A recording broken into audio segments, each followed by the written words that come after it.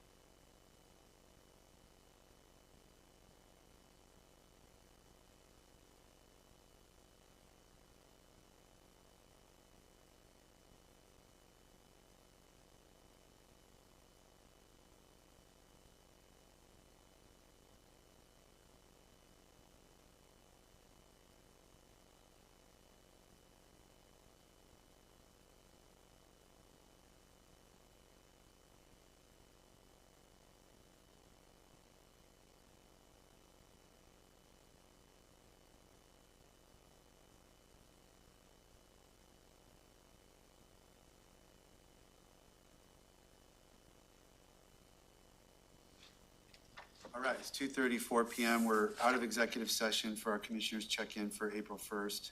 And we are right on schedule to pick up with the next pending decision item.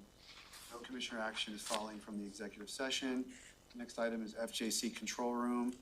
And we have Ted Bryant from Juvenile Detention and Rick. This is Thomas. non-executive session, right? This is It says it not, at the top of what he handed out. although your heading on your handout says. I apologize. Okay, so- That should be crossed out. We have a heading that says executive session on a handout, but we're not in executive session, just for the record there. And, so I'm gonna, again, I guess, Robin, who's taking off on this one? I can start, and I'm gonna quickly hand it over to Rick. So this is a follow-up conversation. We were looking for a decision from the board on, whether or not we could move forward with at least doing design on a system for the FJC to address the fact that the central system has failed.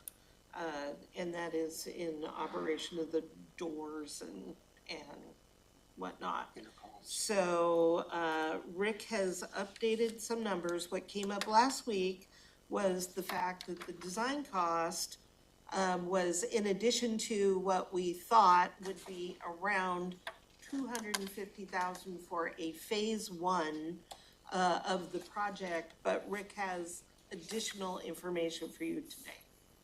Okay. Thank you, Commissioners. I'm Rick Thomas with Central Services.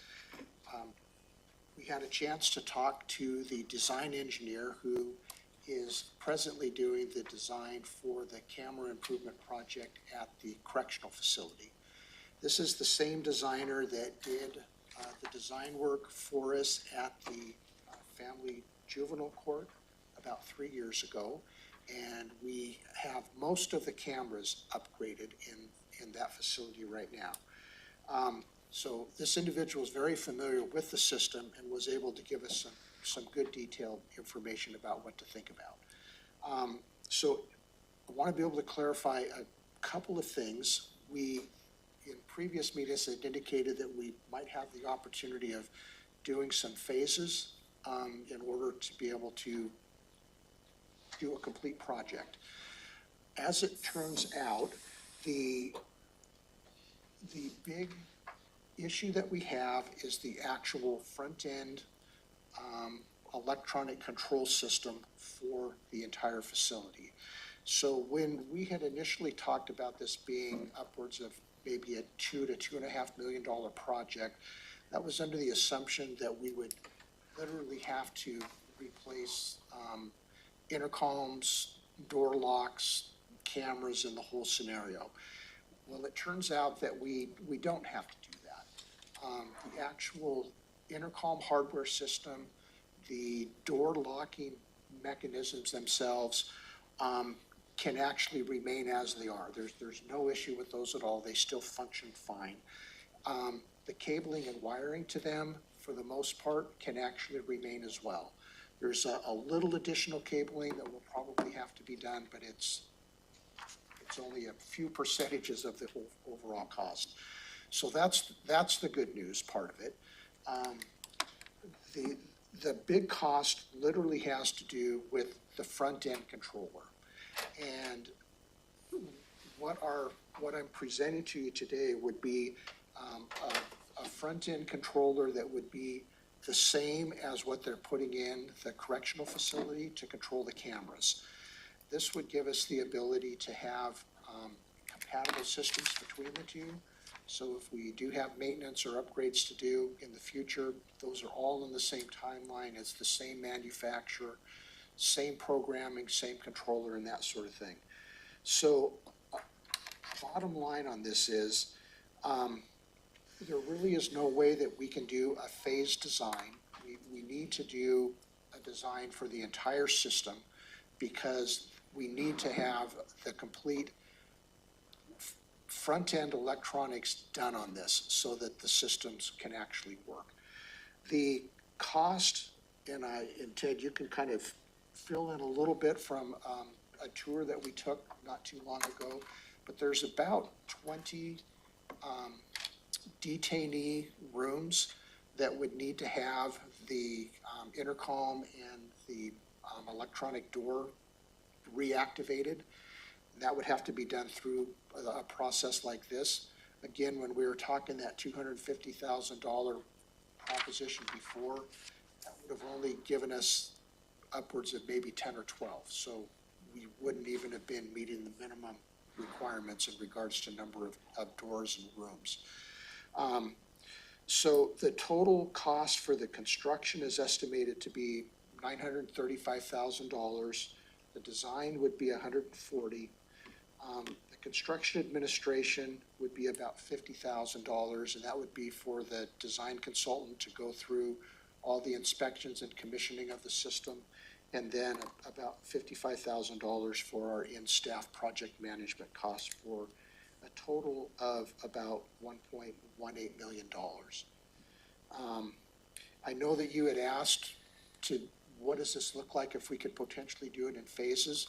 And the answer I'm going to give you is almost a backwards answer to your question. Again, the front-end cost and the programming is 80% of the project. And so if we wanted to think about reducing, there's really only a few options that we have. One would be to not replace the few cameras that were not upgraded 3 years ago.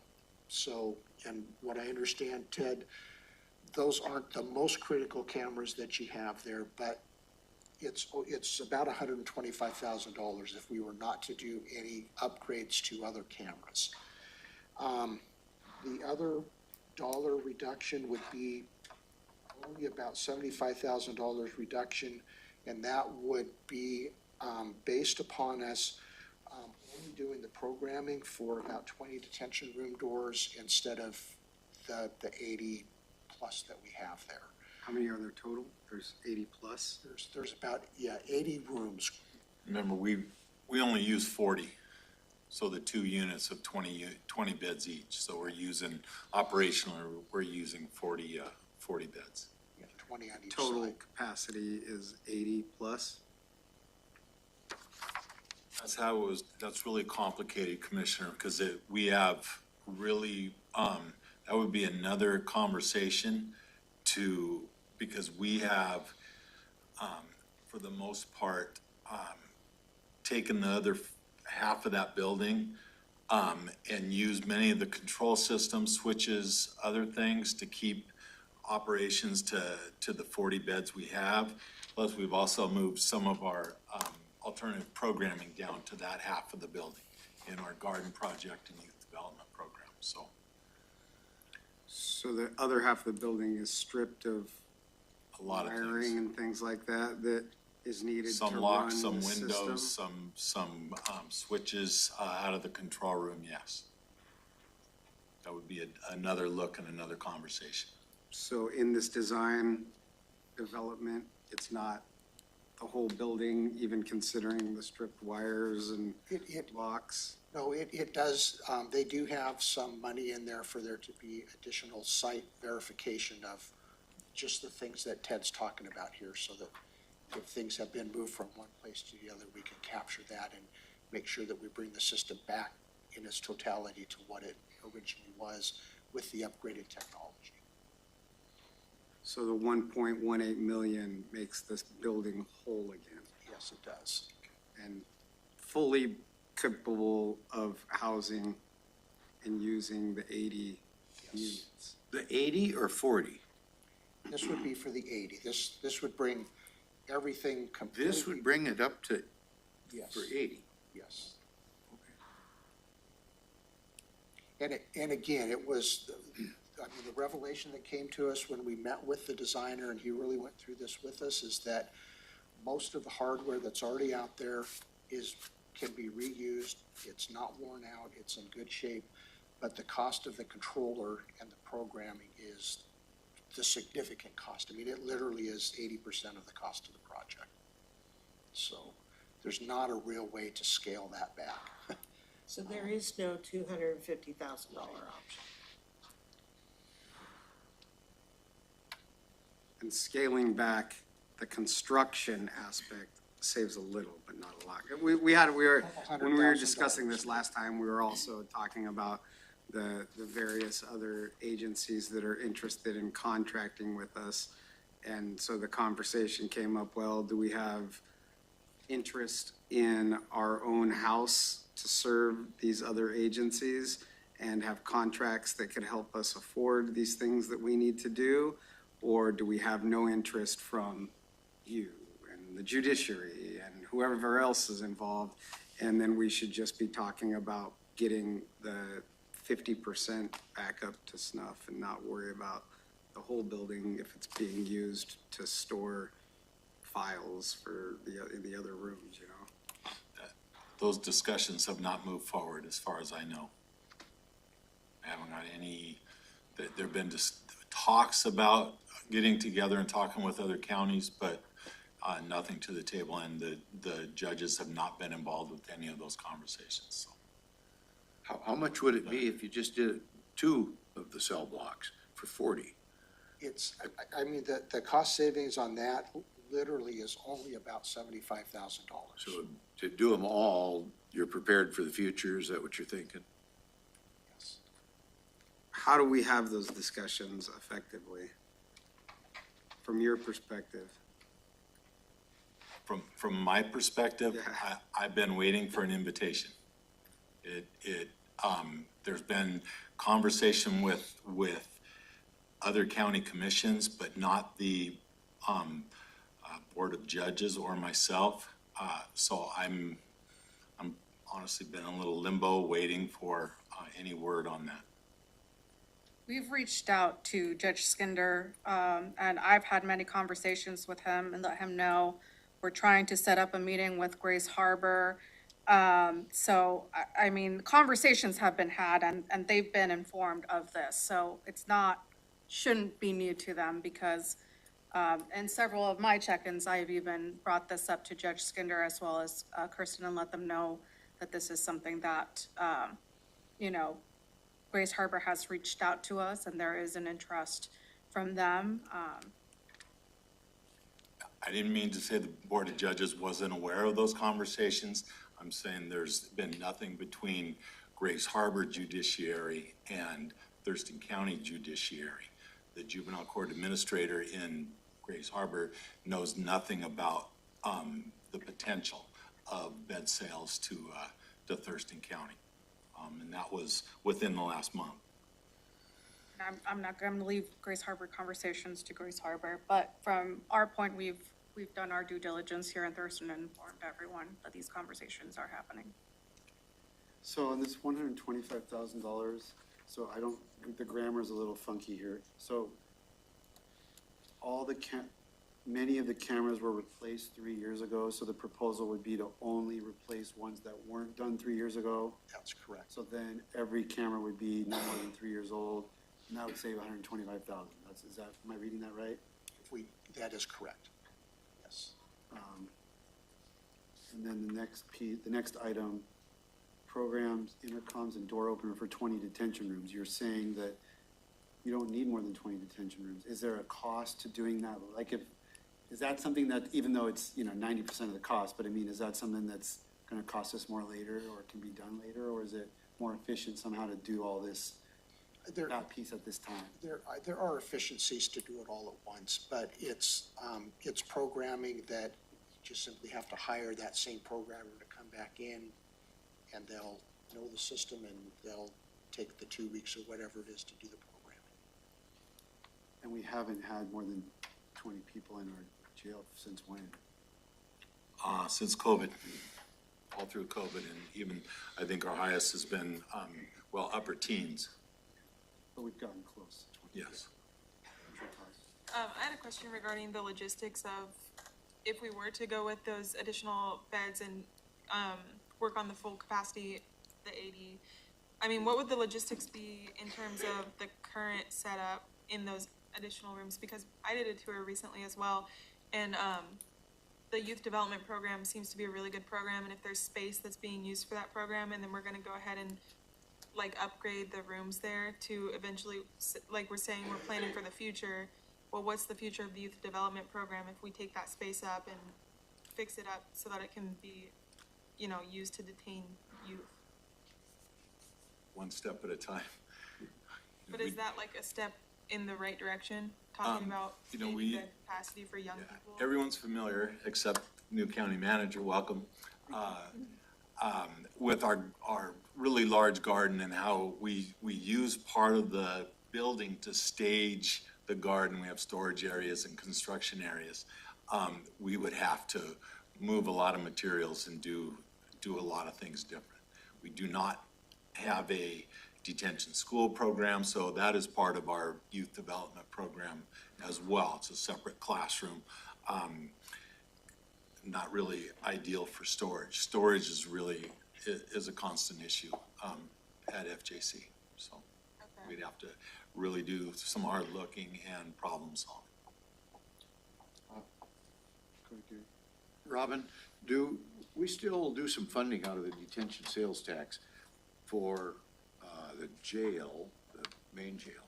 So, because they do have vacancies over there, do we have any money that could be freed up out of that detention sales tax portion to go towards solving this problem, like $1 million? Could we come up with $1 million? And maybe over a period of time or something to pay back a loan? I don't know, but there's some money there, I just don't know how much. We pretty much maxed that fund out, and And lighten I up our agree. general fund then, is that what you do? Yeah, remember, we transferred some costs out of that fund, because the sales tax was not growing at the rates that we thought it might. Sales tax was flat, so we had to reduce our costs in that fund. I have not looked, I mean, we could get that fund ready for Wednesday as well, but I don't think there's an extra $1 million there. But could we get just a portion of it? Because I think we ought to hit the rainy day fund myself, because I think it's an emergency. Because, you've heard me say this before, if we end up in a situation where a young person ends up being hurt or deceased or whatever could come from it, you're gonna think this $1 million is a drop in the bucket. And that's happened before, right? I mean, Oh, for there's been sure. suicide at the, Litigation will just eat that up so quick that we should have easily spent $5 million to solve the problem tomorrow, in my estimation. Yeah. We can bring the detention, I can't get into my computer right now, but, we can sure look at the detention sales tax. I don't know. We pretty much took that fund down as low as it ought to go. And then, then my option, if I get to make a suggestion, is the rainy day fund. I do not think we'll ever find anything that's almost, as important as this for the future problems that could come about. So this does not fit in the criteria in the resolution? Well, then we can change the You ordinance. certainly can amend the ordinance if the board chooses to do that. But we just had a $4 million reversion to the general fund. presented with an Maybe option you last use week. and that's a one-time thing, and this is a one-time thing, and Okay, maybe well, you use that. Whatever, I just kind of want to get the ball rolling, that's The where I'm general at. fund thing, yep. That we have to do something. I don't think it's an option to not do something. But like, the picture of what we do for me kind of changes a little bit based on, you know, the appetite of our stakeholders to also look at ways to bring in revenue. And to me, that's considering these relationships with our neighboring counties. If you know, if we're doing that, it makes it real easy to sell the idea of making this large investment. And it just makes it like, it's like, help us help you, and not you. I understand what you're saying. Maybe you're part of the puzzle, but whoever else is involved in that puzzle, I mean, we're really, I am really asking our partners in your world to help us help you. And I think those bridges need to be built. And, you know, if we can work at a greater capacity at the FJC and those contracts can help bring in money to supplement these costs, that just makes our world a lot easier. And then we were presented last week with one option, And I think that money is in my opinion, it's absolutely appropriate for that. But we're also making this request to the federal government, and I'm worried, because I don't think if we write a check with our money now and the federal government approves their budget in 8 months, I don't think they give us a check to pay us back. I don't think it doesn't work that way with the state. I think you've got to get that appropriation, and once it's okayed, we can start spending our money, and then they'll eventually, but if we go and we write a check out of the general fund for, $1.5 million, and then the feds 7 months from now, they go, oh yeah, you got your request. They don't give us a big cardboard check. There's generally non-supplant clauses in Yeah. federal They appropriations. don't pay us back. Right, which was the beauty of the phased approach. We could spend a little money and get the project going and claim that as a match to the overall project, because the feds like to see some skin in the game. Yeah. But, if we had to do the whole thing, you're right, they wouldn't pay us back. As just a suggestion for the board, these numbers are relatively high-level numbers we're looking at here. There's certainly some refinement that can be done. My suggestion would be to allow us to go ahead and do the full design, and we can work with the designer then to help along with Ted, and we can go through almost room by room and determine exactly what's needed. And as we do that, we could, I'm sure, come back with a much better picture in regards to, this is absolutely critical. This is something maybe we could do in a year. We just don't have enough level of design yet to know exactly. We where that move forward with the design, would that include the 50,000 for construction administration and the 55,000 for project management that you would need obligated, or is it just the 140,000 in design? It would be the 140,000 plus some for our own project management staff time. But the $50,000 for the construction administration wouldn't happen until construction actually started. And I would say probably 65% of the project management time wouldn't happen until construction. How long would that take? Yeah, good question. So the designer is about 90% done with the correctional center design for the jail. And they would be staffed and actually ready to go. We think we'd be able to have the design done by sometime in June. And we would then have a full picture to you in regards to the funding part of it, to help make further decisions. So then we would make a motion to authorize funds from the rollover from 2023, or what's the right language I need to, and authorize 160,000 to be spent on design work for the FJC?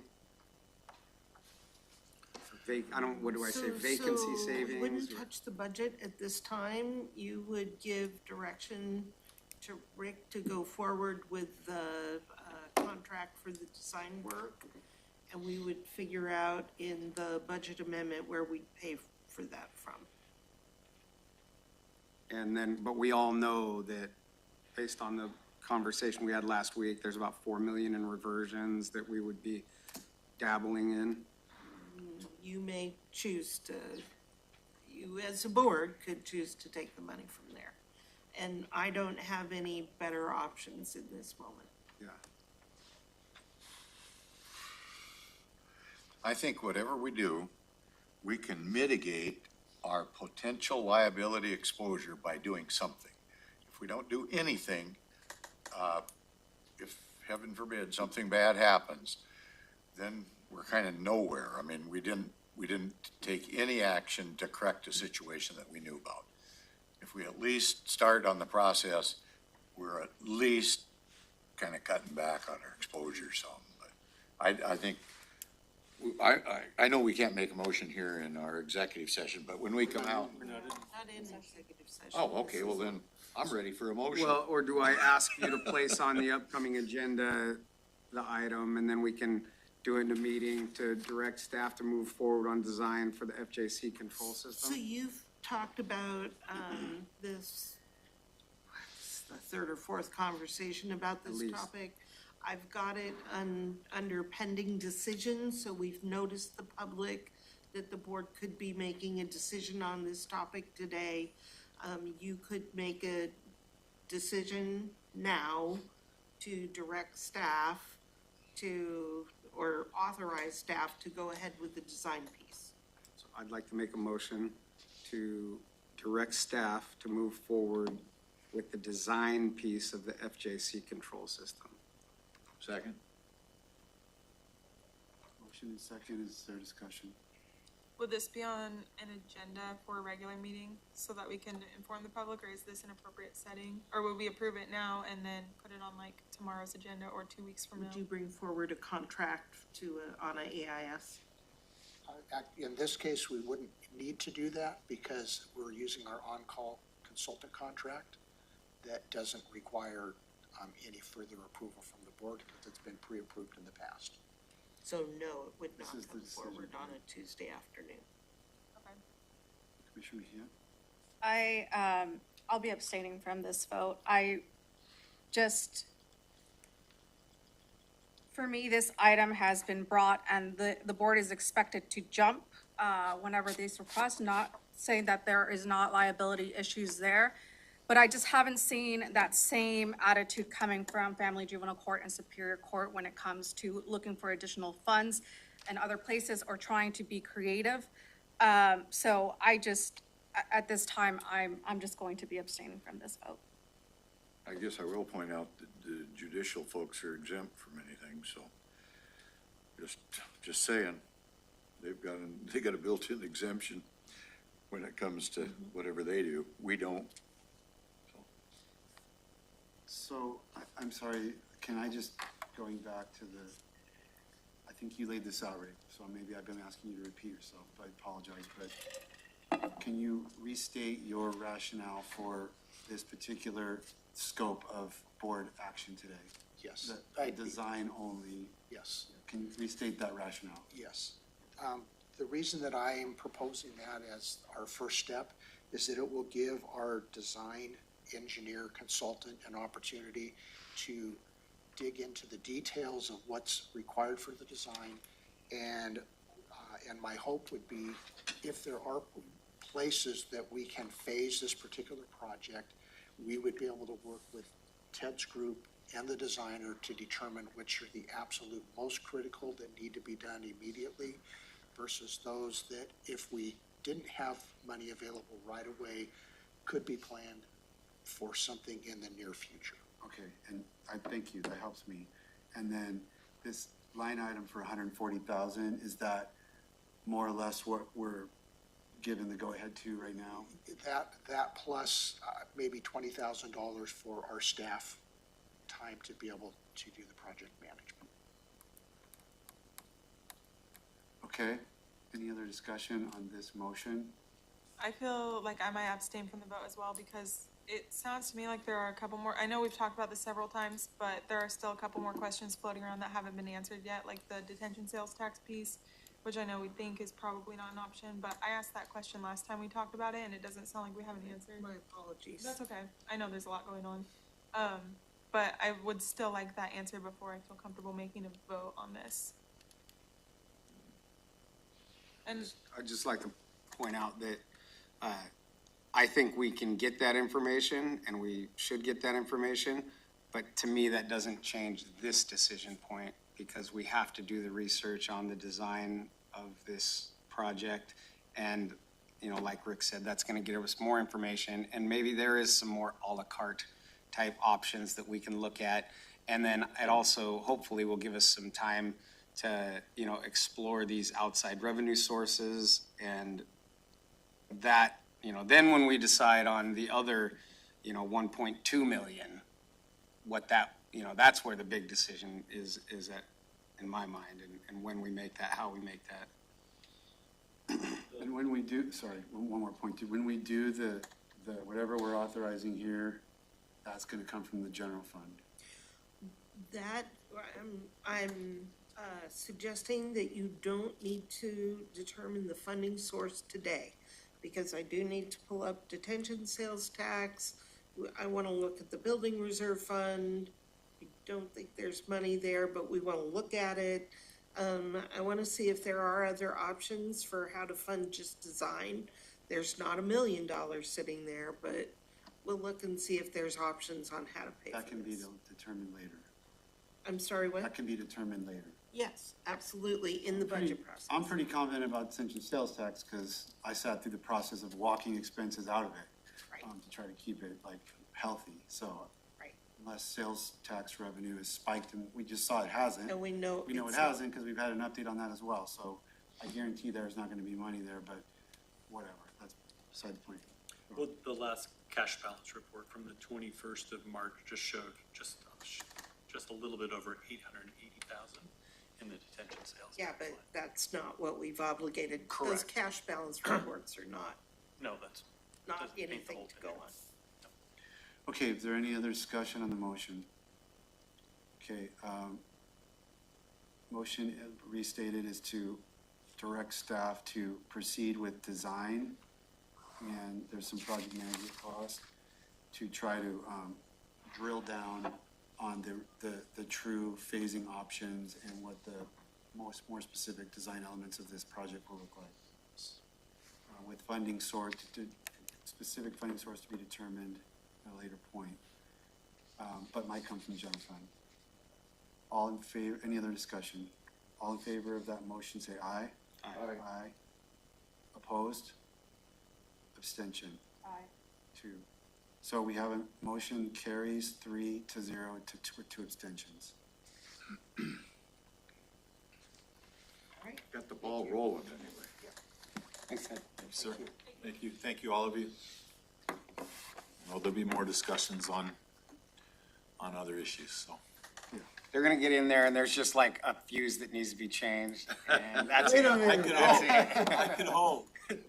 I think we've looked for those, but we haven't been able to find that one fuse yet, so, Thanks, Ted.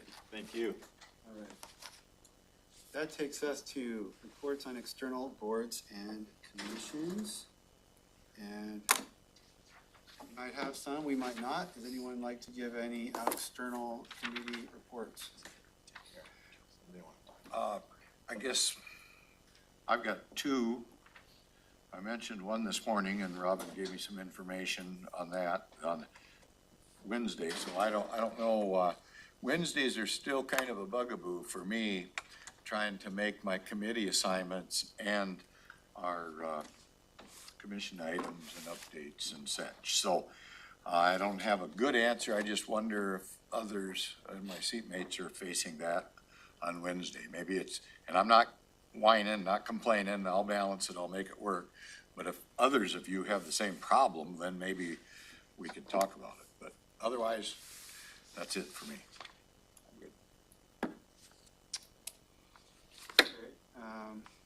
I don't have Wednesday afternoon, I have Wednesday evening stuff, but I personally don't have any Wednesday afternoon committees myself, but it's, Commissioner Klaus occasionally has conflicts on Wednesdays. When Rob and Jamie and I worked on the calendar, we had the list of committee assignments next to us. And Monday, Tuesday, Wednesday was the least unless we went to Fridays. Yeah, no, that, if it's So- not a bugaboo for anybody else, I'm fine, I'll make it work. We understand that there are still conflicts on Wednesdays for not just you, Commissioner Edwards, but we know Commissioner Klaus occasionally will, and I'm not sure I about. got the EMS council Yeah, to there's- change theirs to Thursday, so that took one Oh, yay. off of mine, so. yeah, that's good. Sometimes they, I was able to get JazzCom once upon a time to shift their day, and sometimes there's that possibility. And so I'm not done working on it, I might get a couple other ones to make some switches too, just asking. Right, so we also committed to trying this calendar through your summer recess and assessing on how it's working for you, so. Okay, good. We are paying attention to if you've got conflicts. Thank you. Good. I went to the WASAC thing today on public defense. There really wasn't anything, surprising lack of questions, frankly, from the committee. It looked like we were all stunned into silence, but it was kind of, first of all, about the adoption of the case. There was one thing that was interesting, that the Supreme Court, the Board of Governors of the State Bar adopted the standards. Legislature, Supreme Court have not.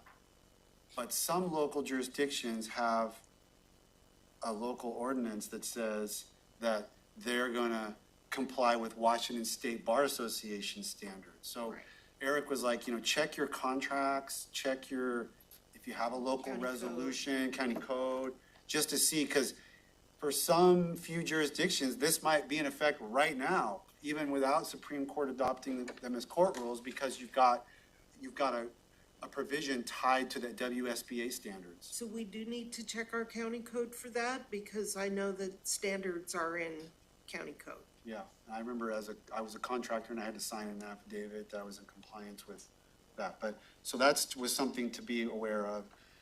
Other than that, what they're doing is basically, they're trying to put so OPD, Office of Public Defense, is gonna make a legislative ask to try to help us, and they wanna have a better sense of what the need is. So they're coming up with this attorney calculator type of thing, so that we can all kind of go in and plug in our size and our caseloads, and I don't know what the variables are, and kind of spit out a number of like, here's how many more lawyers we would need for our county to comply with this. So that will be available very shortly.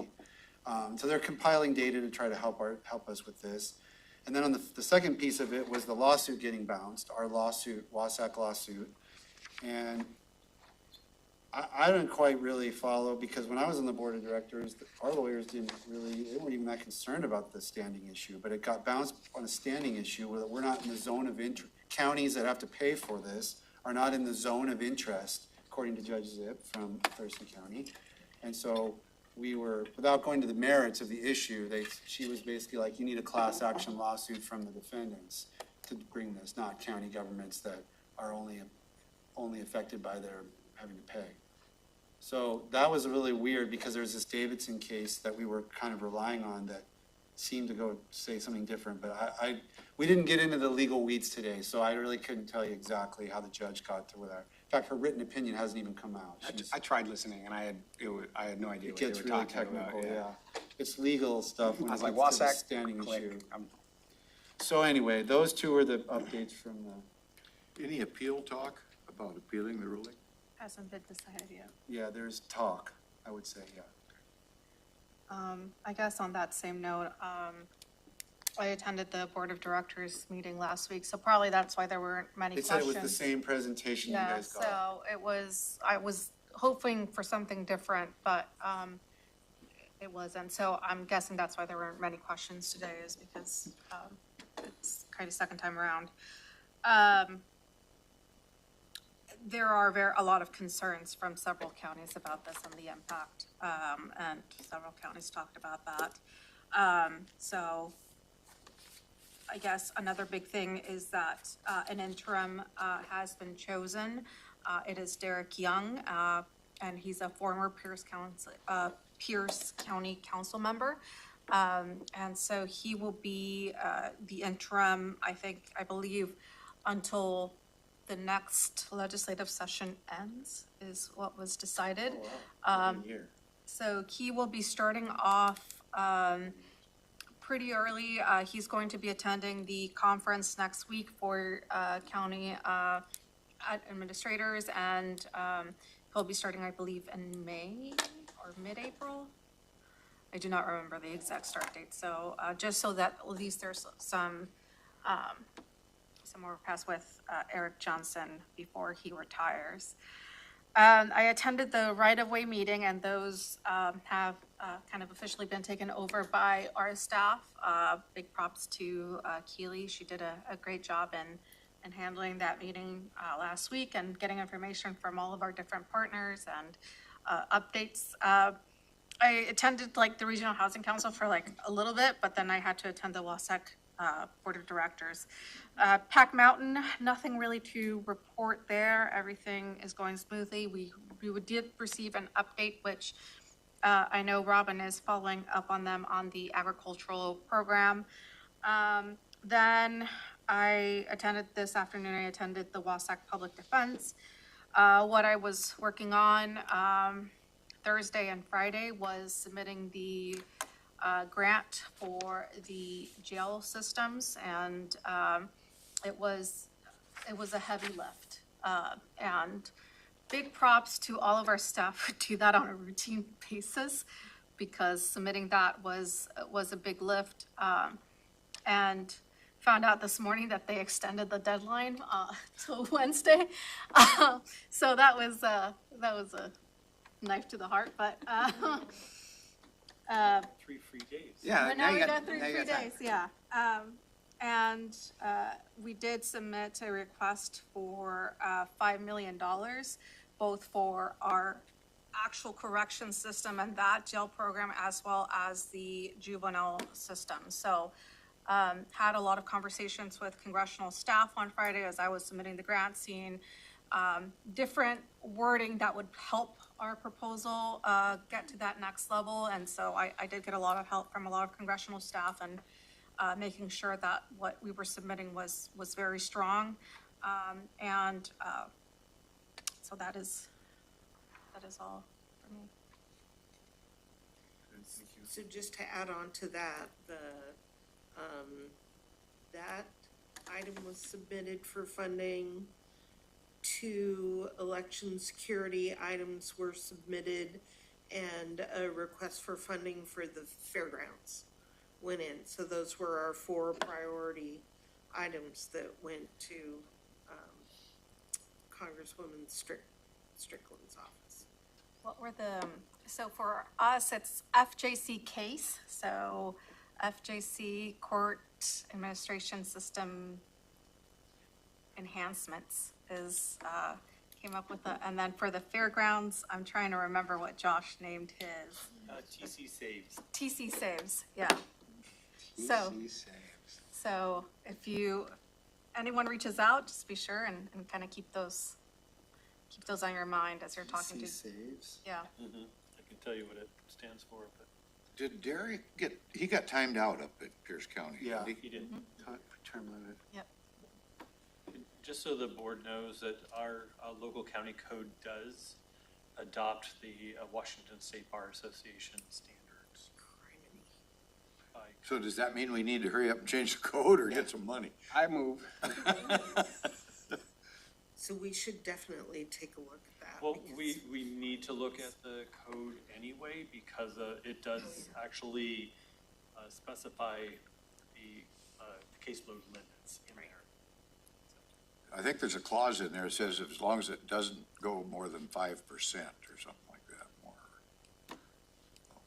Maybe there's. I haven't read that part. Maybe there could be if we had made an amendment. Sounds like a segue, Commissioner Evers. Okay, any other? My turn. Yeah. I attended the EDC meeting last week. They presented on the Capitol Mall Triangle. So Olympia's planning department came in and talked about, they're kind of in a visioning process and kind of land use discussion about what's going on around the Capitol Mall area and how to bring in more housing and kind of make the commercial environment a little more modern and pedestrian friendly. And it's interesting. I could send anybody info on it that wants it. And then George Sharp gave a presentation on Steady, and he started off, he apparently watches all our meetings late at night.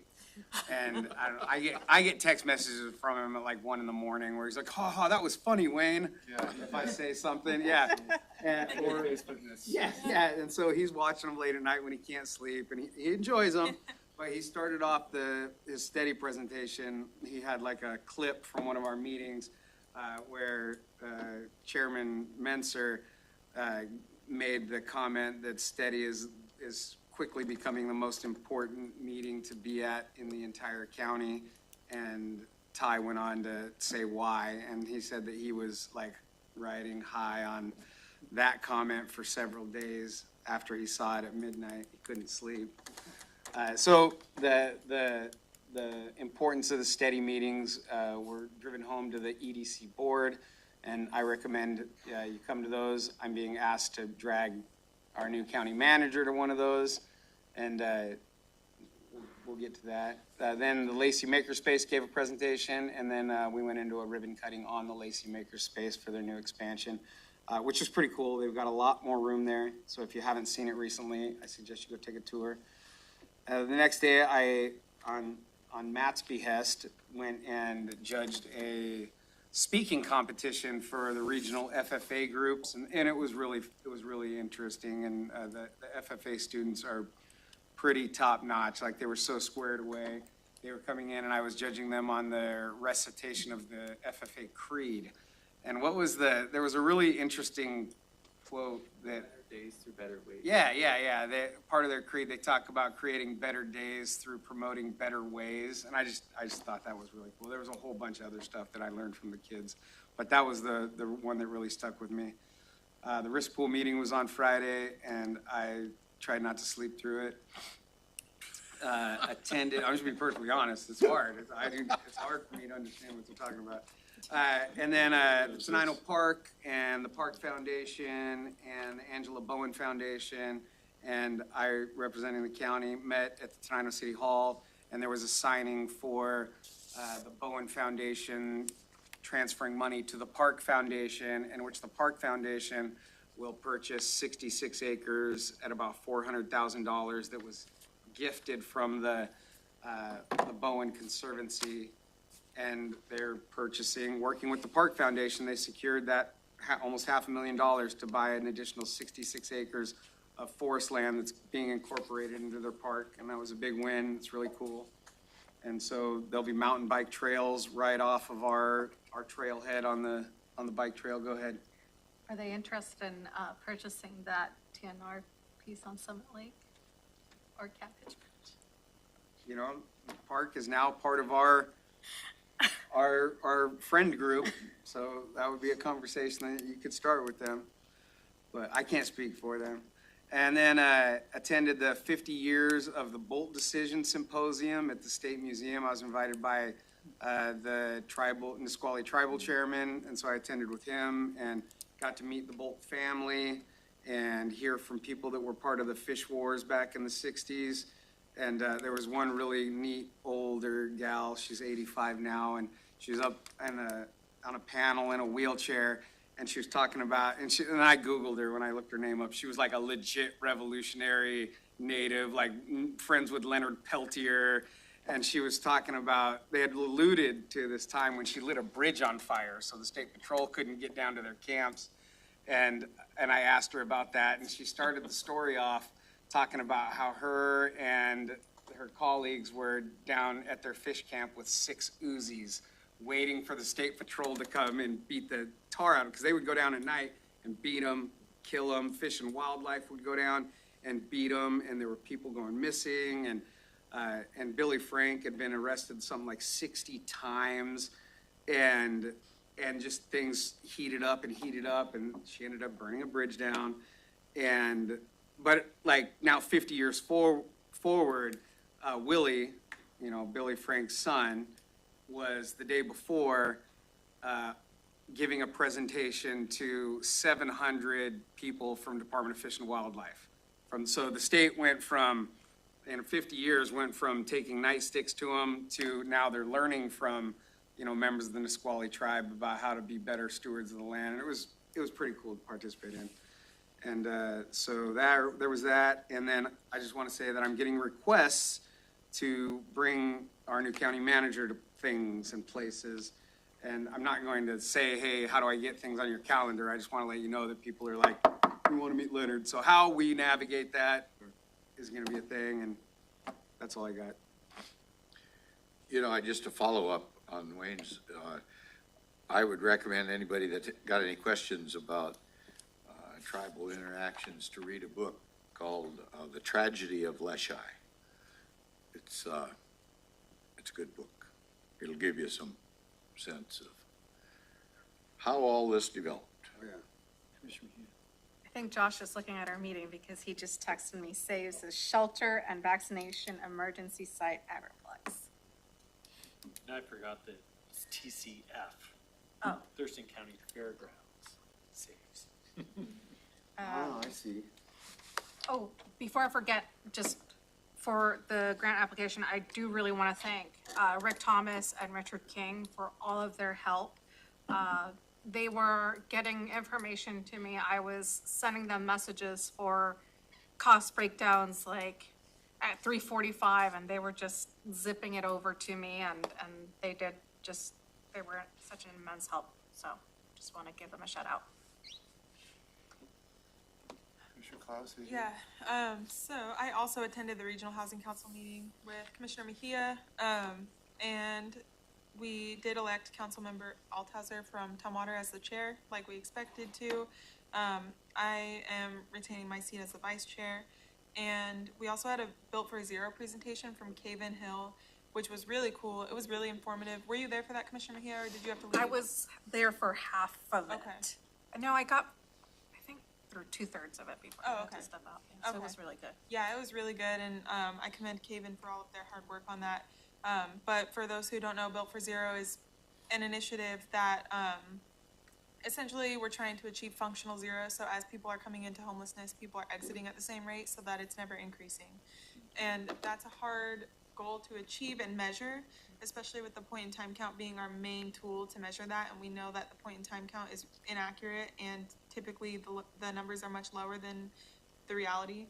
So we're trying to figure out and kind of brainstorm ways to like fine tune how we get those metrics, and how can we really understand that we're achieving functional zero. But Caven's doing a lot of really good work on that, and there's also another, the Anchor Community Initiative does the same thing for the youth homeless population. So there's work being done specifically for that group as well, to try and ensure that we're achieving functional zero for both populations. So that was a really interesting presentation, and I'm looking forward to seeing the progress we can make. A lot of work has been going into that over this last year, and progress has just been like, honestly, I'm really impressed with how much has been accomplished over this last year. And this is an initiative I was familiar with before I was elected, because of my experience with nonprofits. And so I've been in the loop with this for a long time, and there's been kind of a gap in my attention to this issue because of starting this job and kind of stepping back from the nonprofit side of things. And in the last 6 to 7 months, I haven't really been in these conversations, but hearing Caven come to RHC and present this info was really cool, because I can see how far we've come just in these last 6 or 7 months since I haven't been actively participating in these conversations. So that was really impressive. And that's it for RHC. I also attended a meeting with the Board of Judges last week, and that was really informative as well. I enjoyed my time meeting with them, and we kind of talked a little bit about the courthouse project and the status with that. And I was wondering if that is coming up for another, I know we've talked about that recently, but is that coming up in another work session within the next couple of months, or where are we at with that conversation at this point?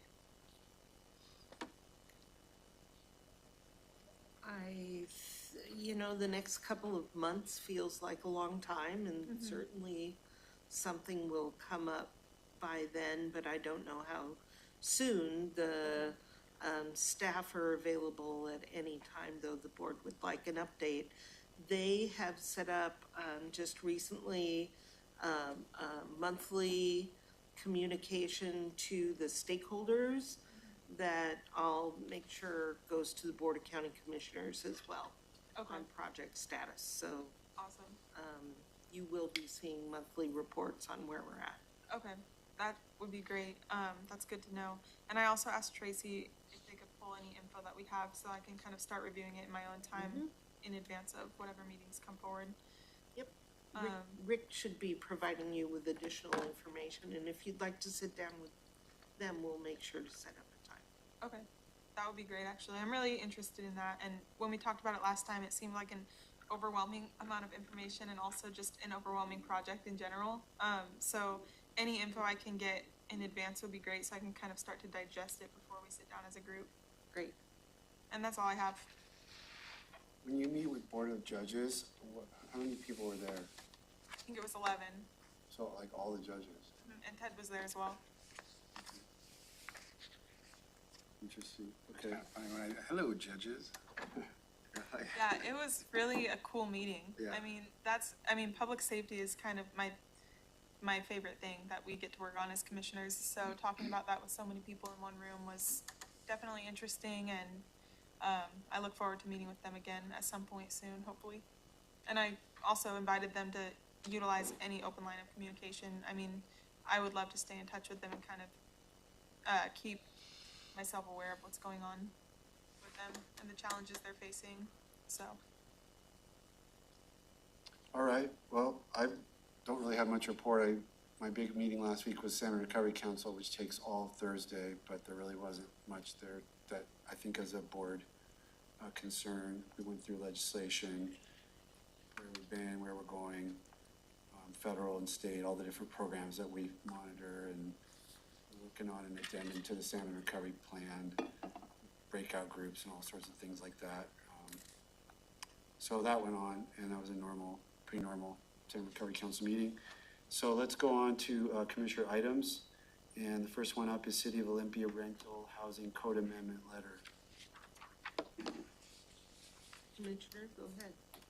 Yeah, so hopefully commissioners have had a chance to review this information that Robin sent out.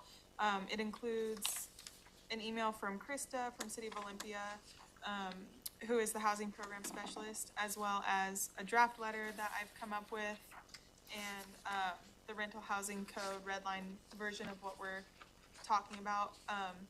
But the City of Olympia has this on their agenda for April 9th to take a vote on it. I attended a public hearing a couple of weeks ago and heard a lot. I mean, I had to leave before it was over because it was going so late and the room was overflowing. So there is a lot of interest in this. And I also, the commissioners know, but for the new county manager, I attended the public hearing and spoke on this topic before the hearing started. Commissioner Minzer also attended to get some more info and learn more about what they're doing. But it's an update to their code on, they're considering adding additional information that would improve protections for renters in Olympia. And my understanding is that if this code doesn't move forward, if they don't approve it on April 9th, then it will be going to the ballot and it will look a little bit different. And that's the Olympia for All initiative, which I don't believe that the Olympia for All initiative would be moving forward if this is approved, because this would be something that people could settle on with the City of Olympia. So that's my understanding of where we're at with this. If it doesn't pass, it's not going to be the end of the conversation. It will continue moving forward for election later this year. And I'm hoping, like I said, that commissioners have had a chance to read my draft letter, because I would love to send this to Olympia City Council in support of their vote on the code changes. I know Assistant County Manager Robin Campbell has had a conversation with the city manager of Olympia, and if you wanted to provide an update on how that went, that would be Yes, I let him know that Commissioner Klaus was talking to the rest of the board about possibly sending a letter of support, and his response was that the city would be extremely appreciative of having a letter from the board. Thank you. And I was really, that was reassuring to me, because the feedback that I received when I brought this up to the board last week was that Commissioner Fournier had some concerns that it might potentially be something that's not appreciated, because, and I don't want to put words in your mouth, but like the concern of possibly overstepping in the county, telling a jurisdiction what they should do.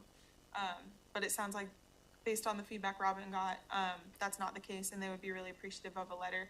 And that's kind of consistent with the conversations I've had with Olympia City Council members as well. So I'm hoping we can sign off on this and send it forward before their April 9th meeting. And I'm open to any adjustments that people might make if they're not comfortable with the way this is written now. Commissioner Edwards, go ahead. I guess I want to say that I think your heart is in the right place, but from my perspective, I think it'll end up being counterproductive to affordable housing. And you might ask, well, why would I say that? Because this is what it's all about, basically, is making it affordable. But in the end, those folks that are gonna build houses that might be involved in the rental business are gonna say, well, I don't know, why do I wanna do that here if I'm gonna be faced with these kind of restrictions? So just as a concept, I just want you to know where I'm at on it. Thanks. Okay. Yeah, and I understand that concern. I've heard, during the public hearing, there were a lot of landlords present, and, these concerns were vocalized at the public hearing as well. But I think it kind of comes down to, we know we can't, when it comes to contentious issues such as affordable housing, we're not gonna be able to create a policy that appeases everybody. But I think that prioritizing the people who really need it the most is, the responsibility of the elected officials in our community. I do think if I got to add one thing, maybe, if there was a provision in there that compensated landlords for the amount they're being denied, like, so the municipality would step forward with, okay, you're wanting to do this percentage, but our ordinance says this, here's your compensation. And would compensate landlords for the real loss of their investment, I'd probably be with you, but short of that, I can't do it. I believe that there is, and I could be getting mixed up, I'll have to review the red line version again, but I believe there is a provision in here that, the responsibility of, if anything were to happen where, there's potential litigation between a landlord and a renter, that renter would typically be responsible for going through that process on their own and getting their own legal counsel. The city, I could be misspeaking, and if anyone's read through this recently, you can correct me, but, the city would actually take over that negotiation process, so that would, the onus would, yeah. And so there are some things that I think the city of Olympia is trying to do to alleviate the pressure that this would put on landlords and developers. But again, you can't appease everybody, and in our community right now, there's an affordability crisis, and we, in my opinion, need to prioritize, the people who are being impacted by that the most, who can't afford to live here. We don't want people to go elsewhere because they can't afford to live here, because then that impacts our economy as well. And a lot of the new apartment complexes have a ton of vacancies. So the concept that just building more housing, regardless of the price, is not something that I just accept at face value. But I do, I understand your concerns, and I've heard similar concerns. Like I say, your heart's in the right spot. Go ahead, Queen. So, yeah, just, I understand, you talk to Jay, that's diplomacy, and like, they're gonna be like, hey, we appreciate whatever you're doing, in my mind. So, like, I hear you say, oh yeah, he said he'd love it. That's, that is what it is. As a former, city administrator, I stand by my position that I would very politely tell the county to stay in its lane if they were getting involved in council deliberations. And I do believe in home rule. And I was open to the idea of a letter that said, Olympia, you be you, do Olympia things. We're supportive of your efforts doing Olympia things. But this letter says, the Board of County Commissioners believes that the successful implementation of this reform package in Olympia could serve as a blueprint for similar actions throughout the county. That's way different than saying, Olympia, you be the best Olympia you can be. That's saying, hey, we're next. And that's a different conversation. To me, that's a very big conversation that we would all need to have over a lot of time. And, if we're gonna signal to the entire county that we wanna put similar restrictions on, how landlords and tenants and things like that throughout the county, that's a very big, very huge discussion. And I'm very, I would,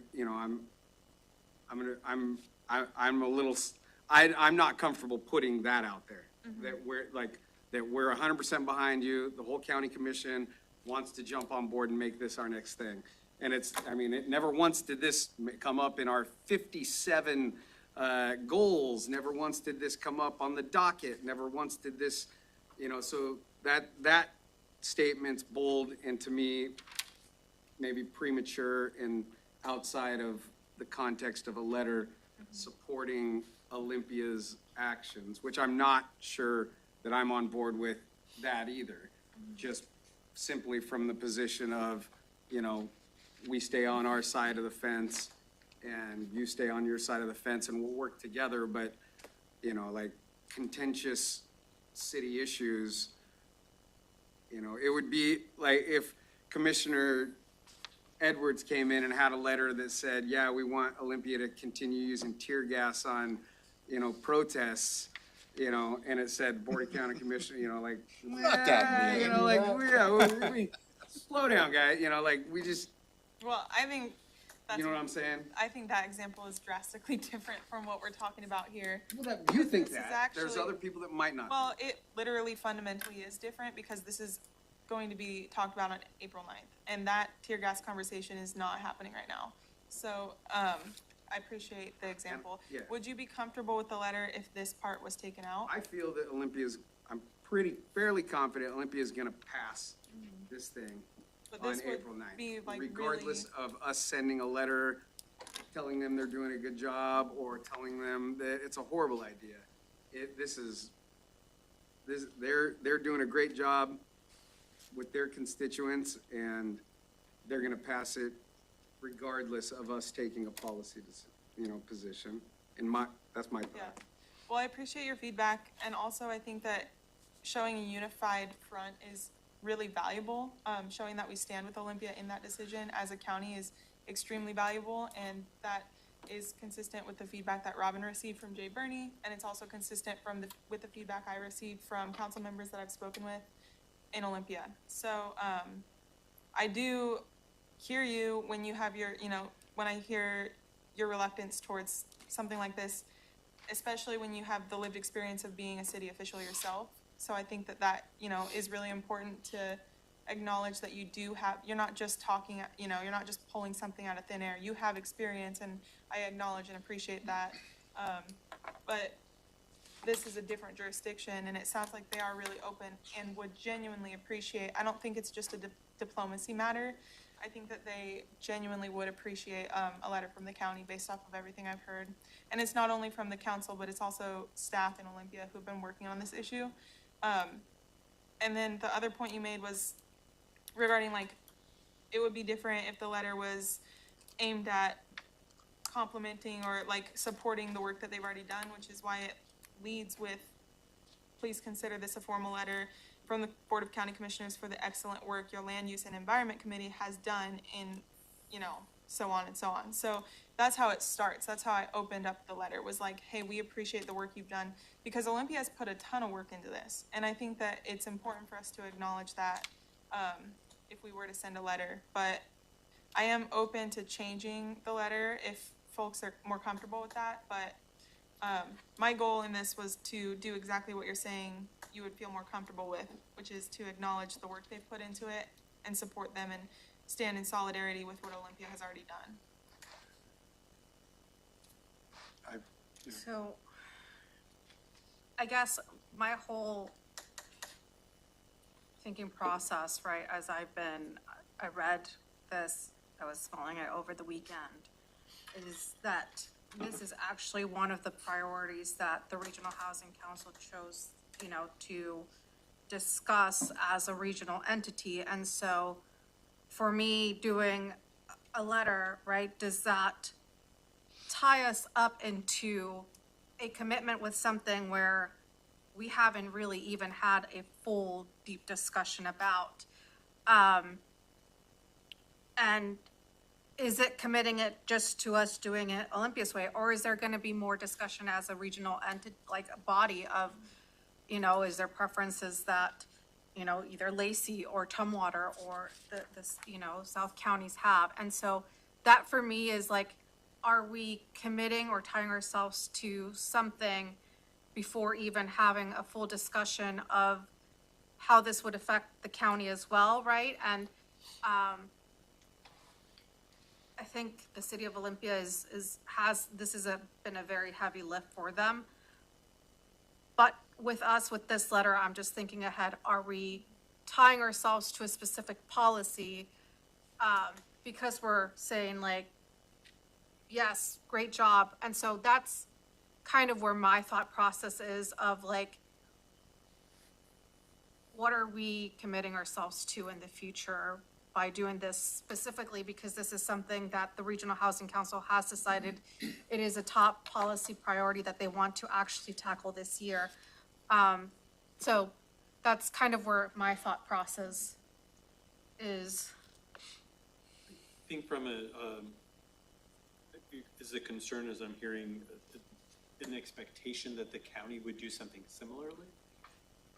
In a way, right? Like, I think by us saying we're supportive of this, I think there's also an expectation of like, okay, well then what's the county going to do, right? And then when we're talking about this as a regional priority as well from the Regional Housing Council, right? It's gonna be like, well, you signed this letter of support saying that you agreed with this, so are we, like, are we now also tying ourselves to all of those same policy recommendations, even though they might possibly not fit in Lacey or Tumwater or Yelm as the other? I think we would end up needing to get some type of legal review, because in general, I mean, counties don't necessarily have the same authorities that cities do, based on the nature of it. We generally only have the authority that the state has actually given us versus Explicitly says that. versus the cities that can pretty much do anything unless the state tells them they can't. So generally, when it comes to tenant, any kind of rent controls, tenant ordinances, et cetera, I don't believe, and that's from prior life, I don't believe that's within our wheelhouse that we have the authority to do that, but don't take that as gospel. Counties have prescribed authority from the state constitution. Cities have general authority, which, it's anything that they can dream up, right? So I guess the reason why I say that is maybe to bifurcate a letter of support from concerns about whether or not there would be a future obligation of the county, because that would all have to be sussed out as to whether or not we have that authority. Well, I'm hearing general concerns about that from multiple people at the table, and I'm more than happy to adjust the letter or have somebody adjust the letter for us to take that piece out if it's the biggest concern, regarding like a blueprint for what the county could do in the future. So I'll just jump in, because like, I would be able to sign a letter that was a little more general. Like, what my concern was is like, I'm a little nervous about wholehearted thumbs up for the entire program, because I read it through. Most of it I agree with. I've never seen these provisions before, though, about like paying tenant relocation on certain triggers and at differing magnitudes. I didn't sit through the public comment. I don't know, is that calibrated just right? That part makes me nervous just because I don't have any real familiarity with it. I also talked to Danny Madrone, Jessica Bateman, and Carolyn Cox, who's was the chair of the Housing Council, about this, and Jessica was explaining that, like, because I was like, is this just what you guys were trying to do at the state? Now Olympia's just trying to take that package and impose it at the city because you guys didn't get it through? And the answer was not really, because apparently the cities don't have the legal authority to cap rent. So the state's proposal, they started at 5 and they compromised at 7. There was going to be a 7% cap. And with a moratorium for new construction for 10 years and several other like pieces. Olympia's is different by necessity because they don't have the legal right to cap rent. So they've got these kind of hefty fines or relocation expenses because they're trying to disincentivize people going above the 5%, which is they'd like landlords to show restraint and not do it more than 5% per year. So they're working with different legal constraints, which I totally understand. It's just that I'm a little nervous, like when you say there was a multi-hour public hearing that not even you were able to get all the way through, and for me to just kind of jump in without having heard any of that and what the concerns are makes me nervous. So for me, I'd like to back it out a level and say, Thurston County respects the work that you've done, and we know that this is a key issue. Your letter is very well written, and 2/3 of it I'm comfortable with, but where it starts talking about, we think this is the right package, that's where I'm like, I don't know if I can go there. Councilmember Madrone said that, they're not done with it yet, frankly. I mean, I know there's something teed up for April 9th, but she said following that public hearing, she expects there to be some additional changes. So like, that's another reason why, well, I don't even actually know what the final package is, because they're gonna keep changing it. And then I heard the concern from Carolyn about the RHC, and even if the county's not able to do what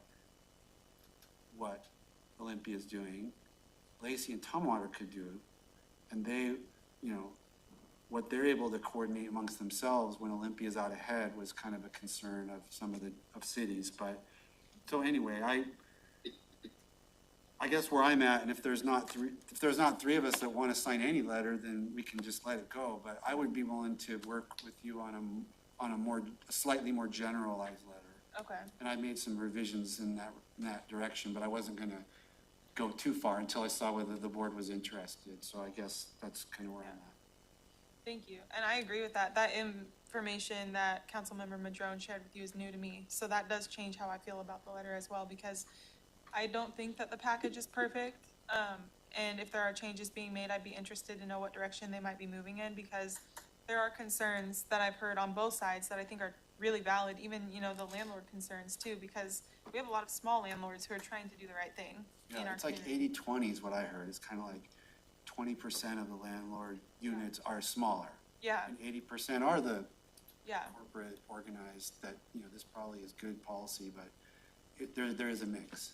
yeah, I agree. And that's promising to hear that they might be making some changes, because I don't, like I said, there are details there that I think could be revised to make it better. So if you've made revisions to the letter, I'd love to see that.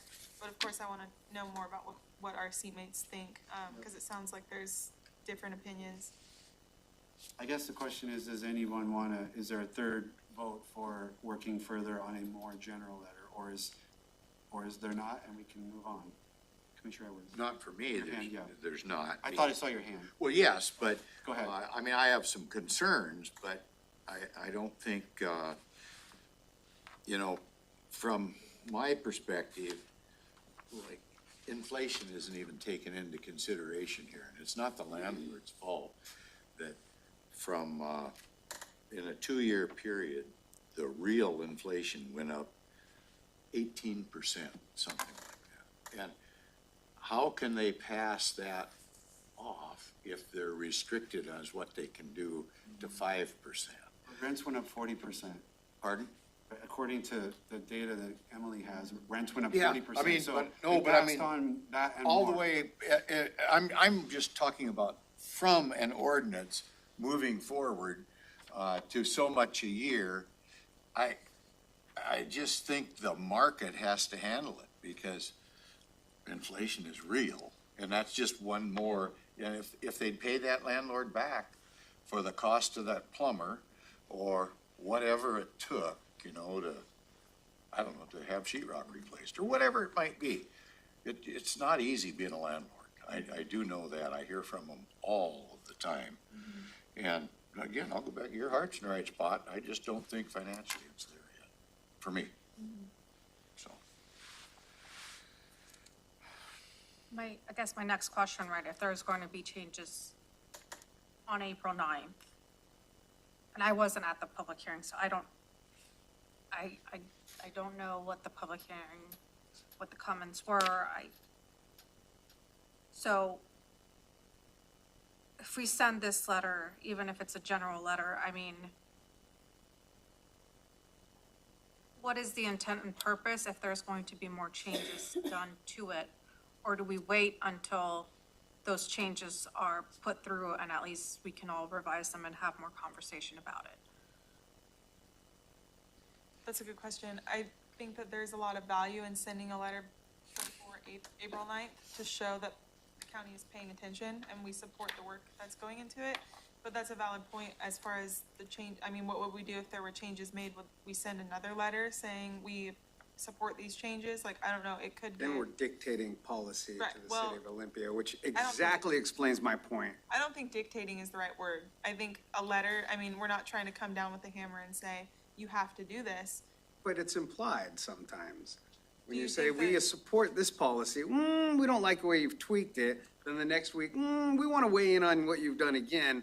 And by the way, we're the big county and we also hold purse strings to other things you're interested in. Yeah, well, Commissioner Mejia's question about what the intent and purpose is, I think that's a great question, because the intent is to show, not only are we paying attention, we acknowledge that this is a crisis in our community, and we support the work that's going into this. The finer details are up to the jurisdiction and the people who are giving public comment to that jurisdiction.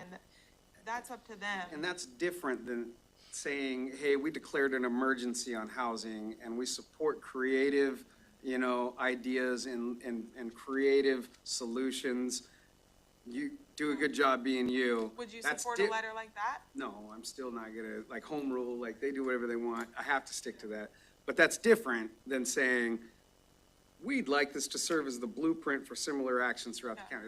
That's a different message Well, I than think that part's you a be moot you, point, be the best because you can we're be. gonna take that out regardless, even if we did choose to send a letter, that part's coming out. I mean, that's consensus, I think, at this point. But it's here and it's a public document and it, you've already shown the cards But this is just my letter.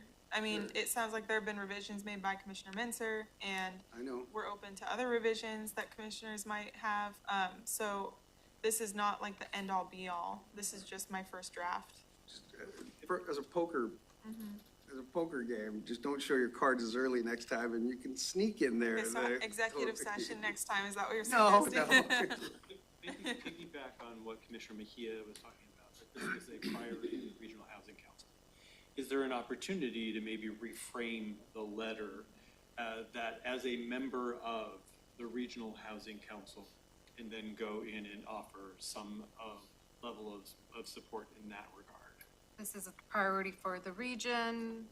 It's on our work plan. It's in our work plan, And that's why it's as What a is member of this body that we are part of, it's speaking as a member as opposed to speaking as the county. A little bit nuanced, but. I put into my kind of rough draft, I took stuff out that Commissioner Klaus had, and I added, we encourage the Regional Housing Council to address a countywide approach to these issues. And we further, on top of what you guys are doing, and include this broader topic on our regional legislative priorities for 2025. And that came from some council members' suggestions that could be a better way or a different way for us to plug in. Because it would be, I think, that was what Barkus said, I think, at the Olympia Council meeting, was like, whatever we come up with really is better to be done at the state level. Because then you don't have to do these weird fees, because they could actually cap the increases. It'd be kind of this like a little bit smoother, cleaner of an approach.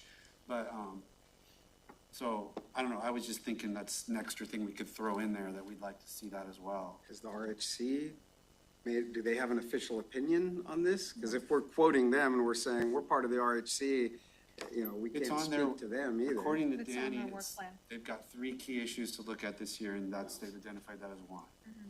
But they're exploring it, they're not, They haven't committed to it. right. They're not to the point where they have a recommendation on specific actions, are they? no, not specific actions. It was just, it's on the work plan to kind of look at what they would, Right. which So- direction it would go in. In some ways, Olympia is ahead of the RHC. Yes. They are, but what Commissioner Klaus said is exactly what I heard, which is they're trying to get out in front of an initiative that might not be as well drafted, and they think they could maybe improve it. Right. But that's forced their hand. And part of what Jay told me was that this is like the next phase in what they've been working on. You recall that they adopted some tenant protections, what was it, in November? Or late last year. So they'd already done one phase or more than one phase, and this was the next phase in Olympia's plan. Because the registry was already created, right? Yeah, the rental registry is out there. Just this letter could raise rental costs in the county. Just this being published, people could start raising rates on rentals throughout the county. So In anticipation, which is, that scares me. if I may jump in, for the board to consider this letter, you asked for a draft, and Commissioner Klaus has provided that. So it automatically comes into the public record, and it has to for the board to consider it. Certainly. So, she properly brought it forward. Versus Commissioner Klaus and I could work on a letter and send it with our 2 signatures. I mean, that's something that we could do. It just wouldn't be, it's like, that's From the the board. balance you have to do. It's like if you want the boards behind it, then it has to go through this process and Right. drafts become public and we vet this all in public meetings. That's. I also think this is the first letter I've ever drafted for the board to consider ever since I've been elected. So I think that it would say a lot too if I came to the board with a letter and then the board said, okay, let's see how we can revise this in a way that makes everybody comfortable. And from what I'm hearing, we can step back, and I'm okay with that. I'm totally comfortable with that. This is just my first draft, but I do think that there are ways we could revise it and hopefully get some more support. But also I respect everyone's stance on it, so.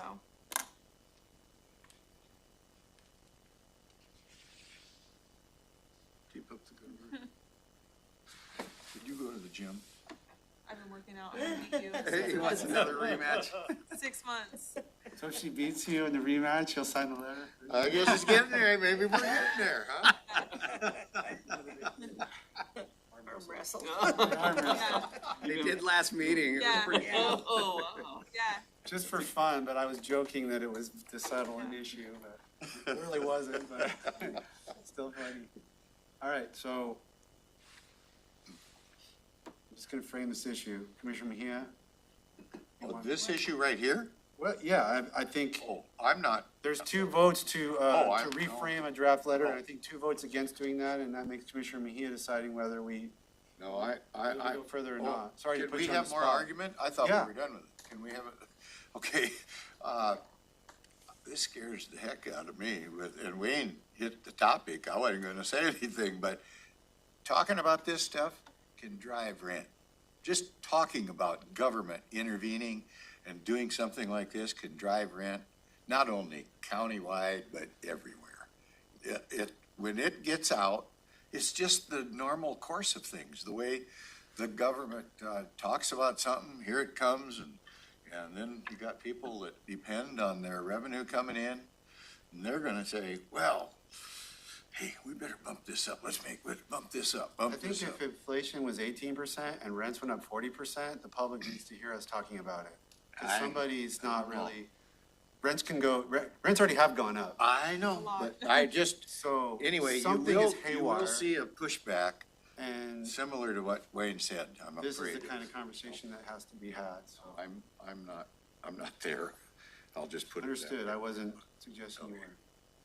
I don't want to take a vote that says no, because then we don't get to bring this up again, So, but I stand very firmly in the, I don't want to weigh in on Olympia's deliberations or politics, because I don't know that we have the legal authority to do anything like this in the county, and I don't know that they're doing the right thing. Sometimes doing something, moves ideas forward, but there's unintended consequences, and they're brave for trying these things.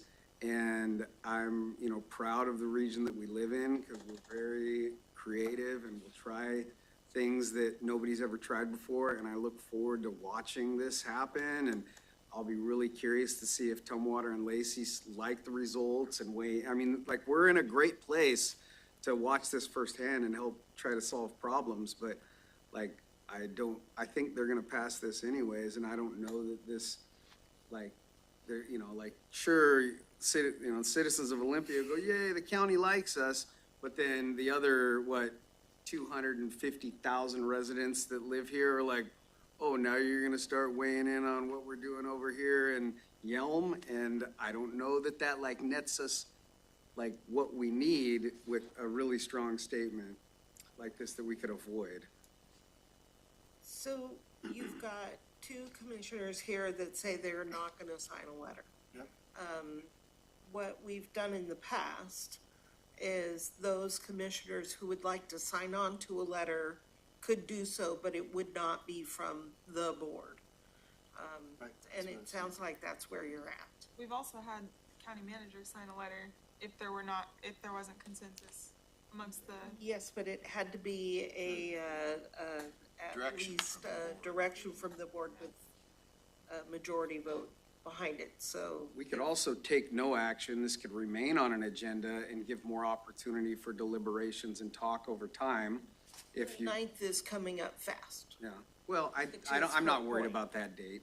This is still gonna be an issue in this region, whether they're gonna pass that, and then it's gonna become more things to talk about. And Right, but a letter in support of their vote needs to go out soon.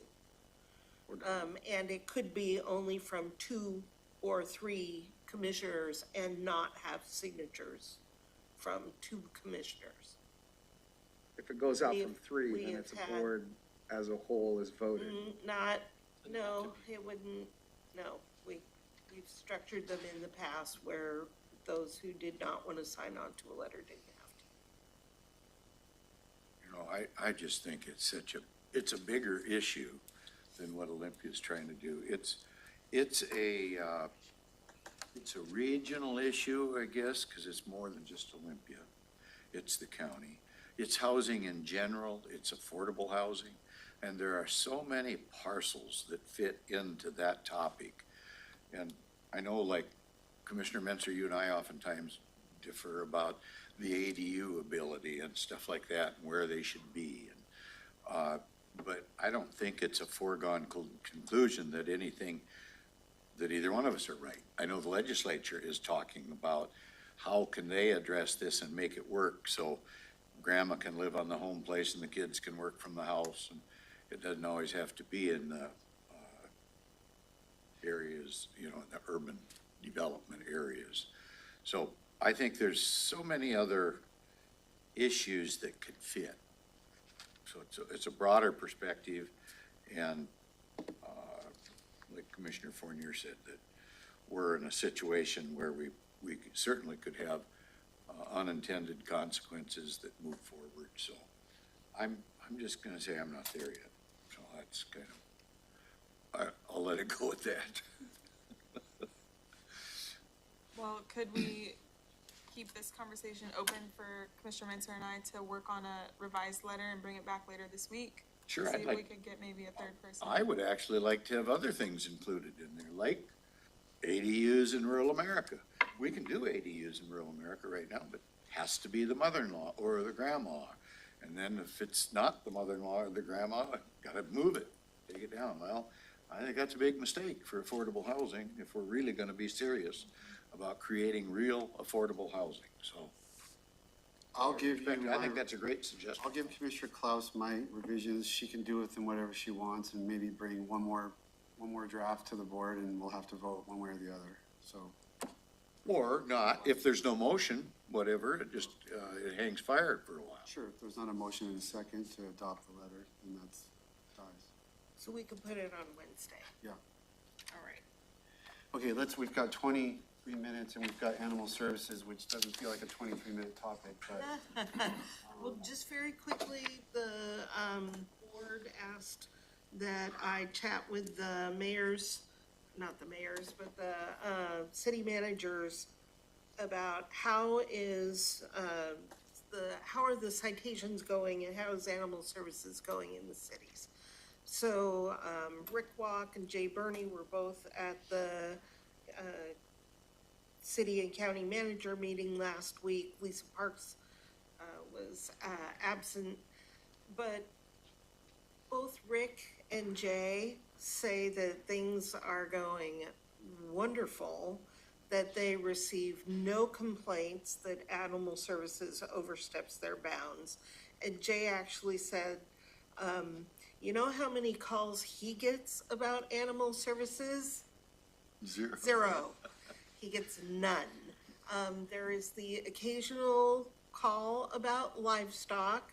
The cities do not have the livestock, and they usually hear about chickens when they'd hear anything. But even those are very rare, and that they give the citation books to animal services, and they have no issues at all.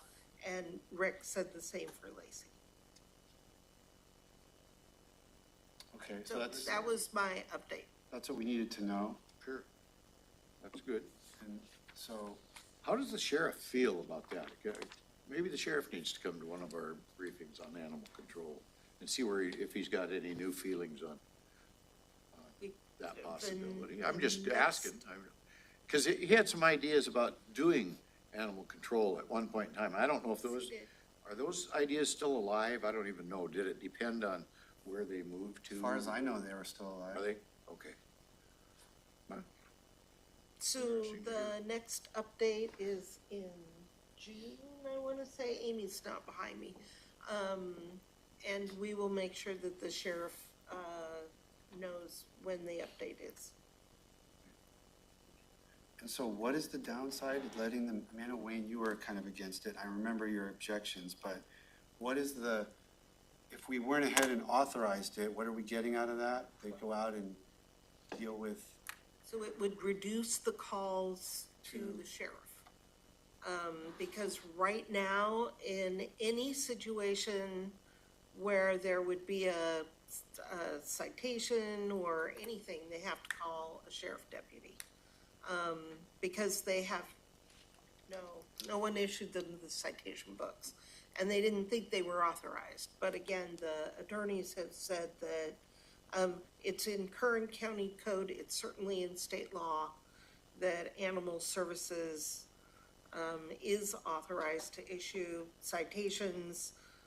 They can't do arrests, they can't do warrants or anything like that, they can do citations. Would there be any bargaining issues with that? Union Yeah, issues? if that's work that they currently do, and there was, they as in the sheriff? deputies, yeah, if that's work that they currently do, that we're taking away from them, we just had a presentation from the sheriff saying that even the work that they wanna do, that if we remove that from, it's a bargaining, it's a big bargaining issue. So it's not that I'm aware of, because it's not work that they'd been doing prior to, I think, when did this all start to bubble up? In the past, animal services had been issuing citations. It's very recent that the sheriff didn't issue a citation book, and then they're not responding, and that's part of the problem.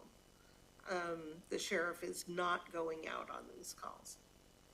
I want to do it yesterday, I'll just be honest, so.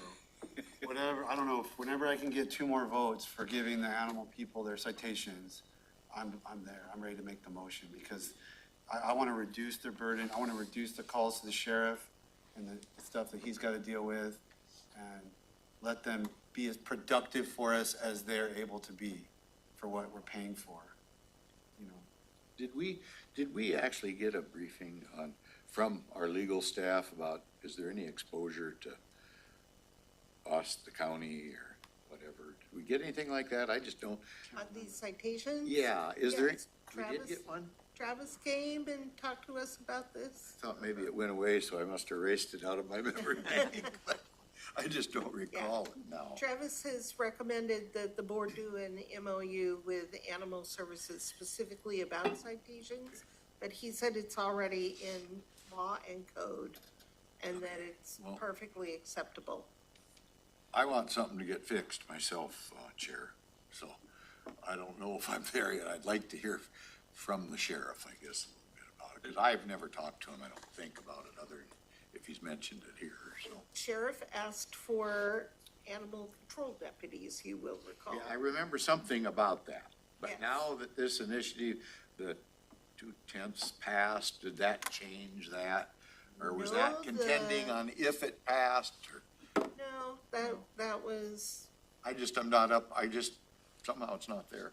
I don't think the sheriff has changed his position. My reservations exist, and I've made them known. The next JASCOM update is not until June 12th. So, Although you could act prior to that if you wish, or you Sure, can wait. I'll try to get a hold of the sheriff and see what he says, so just. Call 911. Oh. He lives out by me, I can walk over there maybe, or take a boat. Anything else from the board on this? Okay. Commissioner items, anything you gotta take up before we adjourn? We have it done? if you bring something up, you get rocks thrown at you. No, I'm good. I heard you say earlier we were gonna be talking about sales tax revenue and Wednesday. I Yep. confused that with now. But I like looking at this and it's the Department of Revenue put out the new, sales tax, not calculations, but what everybody charges. And it's not, I always like looking at them all side by side, so I wanted to just make sure everybody had some of those. The new rates. Yeah, the new Effective rates, today. and so like when we talk about, yeah, it just came out, when we talk about our whatever, our sales tax rate, and the capacity that we have, and TBDs, and whatever else, I think it's important to remember that we have the lowest sales tax rate in the county alongside Bucota, and Tenino, and Rainier. And so, we can change it and still be very low and very, conservative on that, what we collect, if you guys look there. So I saw this today and I thought it was helpful for perspective. So there are very limited things that the county is allowed to collect a sales tax on that you're not already. Yeah, but we're talking about those things, and I don't think we should be scared about talking about those things, because it's a very low number. Compared to the cities. Yeah, compared to Olympia's at Quite a bit. .033, that's like double what we charge.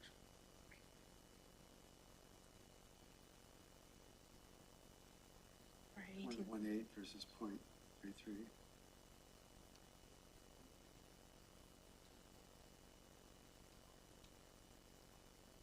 And the Lacey, I thought Lacey, oh no, they're not. 3.2. Tumwater's 3.2. Olympia's 3.3. In addition, they have the .002 public safety sales tax, and they have the .001 TBD. So Olympia's has an additional .003. Oh, okay, so they're 0.36.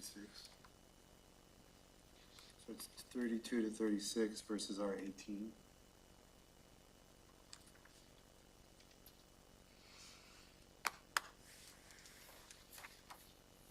Worth looking at. It is worth looking at. I like looking at that chart. Yes, it's helpful. All right, thank you, sir. Anything else? Okay, 416, Just- Wednesday morning, the sheriff is on your agenda for helicopter. And he would like to bring the helicopter operator to speak to you. And so, he says it's not a vendor, but it is. So, Did he give a name? It's the owner in Northwest Helicopters. oh, that's. Brian Reynolds? Yeah. Yeah, Thank you. okay. So, Okay, not I this know. Wednesday, next Wednesday, but I've been asked if the invitation can be extended to the operator. I did not get a name. I know him, so I got it. Okay, all right. So my question to the board is, would you like to entertain an hour with the helicopter operator Okay. and the sheriff? I would not be interested. Yeah, I would. I guess I would, and this is my wife, and I'm sorry I told her I was gonna be home early. one yes, one no. I mean, I talked to the sheriff about kind of like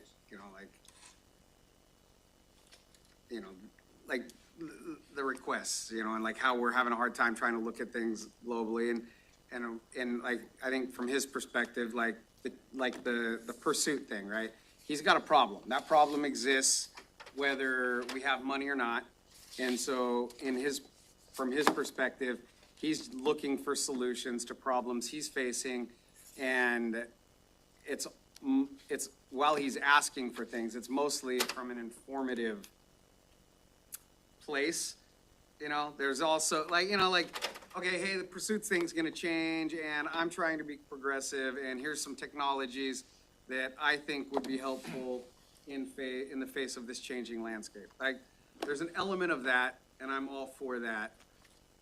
But it's hard with there being financial decisions that we're not in a place to make, to also have those discussions With all due respect to the sheriff, these are not only informational, they are precursors to asking to purchase it, and it does all relate to money. Are we still talking about this? Yes. I just want to say that back in the olden days, when I was sheriff, When you got a helicopter. I had a helicopter. Helicopters were invented. Yeah, just after they were invented. And it turned out super. And I will say that the cost to the county was, the insurance to, if it fell on your house. I carried a fair amount of insurance, and I don't know what it was then, $10,000 or something. Because there weren't very many helicopters falling on houses. But it was very successful. State Patrol used it once in a while. The governor rode in it once, or twice on a flood deal. It was a program that did not cost the county basically any money, $10,000. I mean, you get, so you don't have a wreck during a pursuit. And you talk about safe pursuits. We didn't have pursuits like that because we put the helicopter, we could get it airborne in like 3 minutes and just back off and where'd the guy go, and send the dog after him later or something. I think it's a similar proposal. He's not asking for us to buy a helicopter and staff a pilot. I think it's a contract agreement where Northwest Helicopters would agree to respond if we needed them. Like, Which it's is something like different, that. because Commissioner Edwards, They had a helicopter that said Sheriff Sheriff's Department on it. Edwards did have the county Gary's owning. picture was on the They side. cost me $1 a piece. I had 6 of them at one Right. time. Because we got them from the military, and the county did own them. And what happened to them, Commissioner? On houses. After I retired, there was a new sheriff in town, and there was a public that thought they were like the black helicopters of the world, and I think they put a little pressure on him. And he said, well, and the feds wanted them back, and I told them I wasn't gonna give them back, so. And they didn't get them back from me.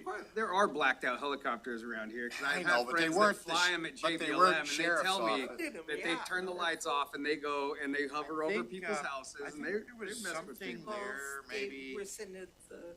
Anyway, those helicopters were retained, like I say, they were $1 a piece if I got it right. And they were retained for so long of a period of time. I want to say 3 years. After 3 years, you could put that up for auction, any piece of equipment, cars or trucks or whatever. And the owner of Northwest Helicopter at that time, who I had the partnership with, and I believe is the same person, I believe that is the. and he kept a mechanic's lien on it. And so either that helicopter sold and the mechanic's lien was paid off, or if it didn't sell for enough, he got the helicopter. And what he did with it, I don't know. Yep. It was a very innovative program. My attorneys all got up and left one time during a discussion, but we finally got it all worked out.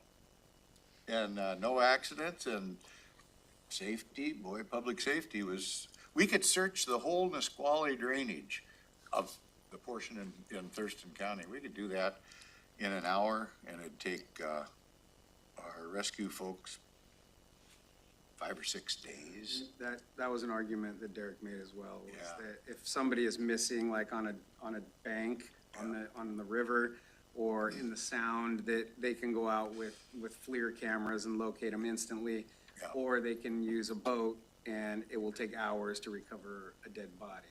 I want to remind the board or previous board members that have been here that our insurance went up $1.9 million. And what a big hit that was. And the more we add, the more our insurance will continue to go up. While the impact might not be on a monthly basis, like we might get that bill later on through insurance. And Never had a claim. I'll just point that out, never had a claim. Yeah, but you had to pay the insurance. 10,000 a year. premium.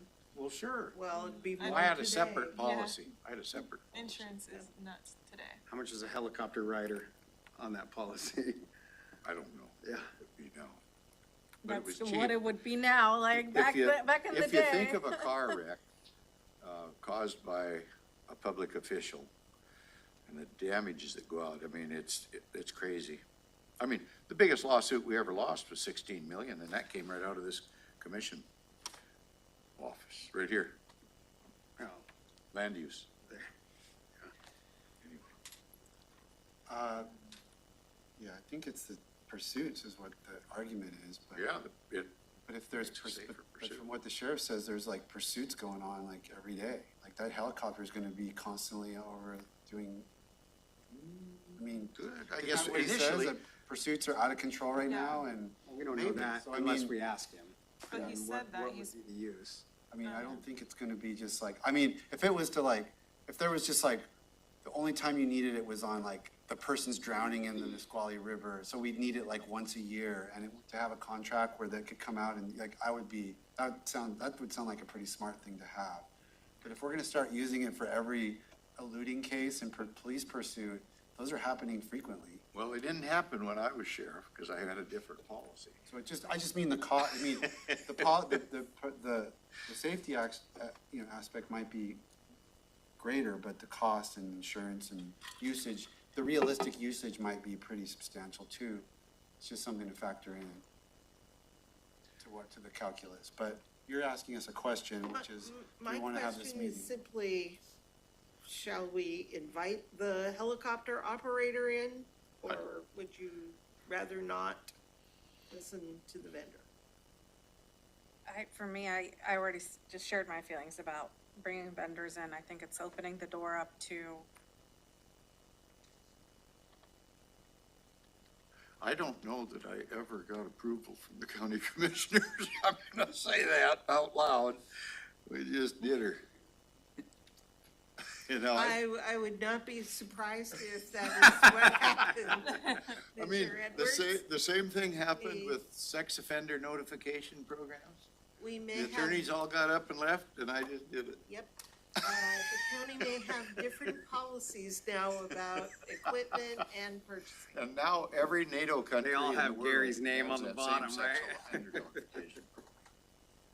Every one of them. So I've heard 2 yes, 2 no. It's kind of me, up to you're you. yes on it? I mean, I'm I was kind- yes about the flock thing, and then, you know, the discussion, there were questions that the vendor probably could have helped with. I mean, But I felt like it was fiscally irresponsible to why are we having these conversations if the process isn't being followed? We're being asked multiple times back to back if vendors can come in after we've already said no. And we know that the general fund is about to take a big hit, potentially. I think that it's just irresponsible to even spend time on this. Like, we are paid by taxpayer dollars. Why are we gonna spend another hour talking about something that we know we can't afford? I don't know that we can't afford it myself, if we don't I hear do. about it. I think that our budget staff do as well. We could invite them in for an hour. I'd rather hear from them. Russell?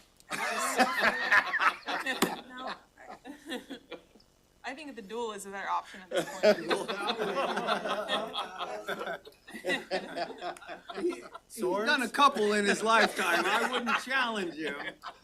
Yeah, I had lunch with him. and he Gary's said got he was more on- kills. Oh, boy. I just honestly, like, I do have concerns as well as our spending goes, and I am very concerned about the state of funding that we're in, and where you have a lot of huge hits that are coming, and I honestly think we really need to start focusing on the priorities and what we can actually do.